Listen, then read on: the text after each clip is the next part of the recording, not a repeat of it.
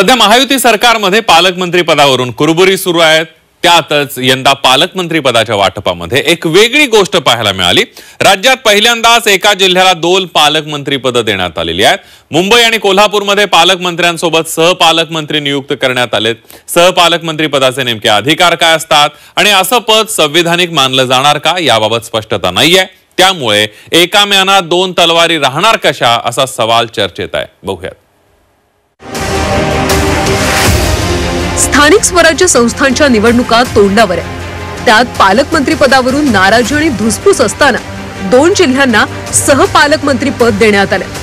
यापूर्वी मुंबईचं पालकमंत्री पद भाजपच्या मंगलप्रभात लोढांकडे होतं, मात्र आता लोढांना मुंबई उपनगरचं सहपालकमंत्री व्हावं लागलंय।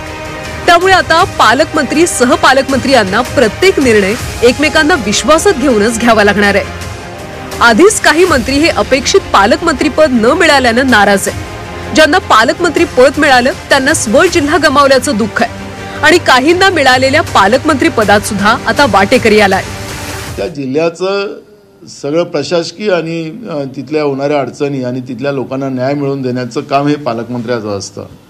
पण पालकमंत्र्यालाही मनोनसे लागत असेल व्हायला तर आपल्याला ह्या सरकारची जी मानसिकता आहे लूटपाटवाली त्याचं हे स्पष्ट आहे। सहपालकमंत्र्याची पद्धत नवीन झालेली आहे हे खरं आहे। पूर्वी काय असायचं की त्या जिल्ह्यातला एखादा मंत्री असला दुसरा की तो सहपालकमंत्री असायचा।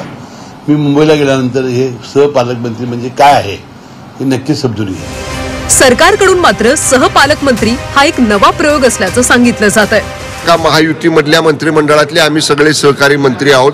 आम्ही एकमेकांशी चर्चा करून एकमेकांना विश्वासात घेऊन एकमेकांशी विचार विमर्श करूनच निर्णय जिल्ह्यातले घेत असतो। पालकमंत्री पदाचा तिढा आता मुख्यमंत्र्यांच्या दाऊस दौऱ्यानंतरच सुटणार आहे। मात्र तिढा सोडवताना या सहपालकमंत्र्यांना नेमकी काय कामं असणार, या नव्या प्रयोगाचा जिल्ह्याला काही फायदा होणार का याकडे लक्ष असणार आहे। मनश्री पाठक, झी 24 तास, मुंबई।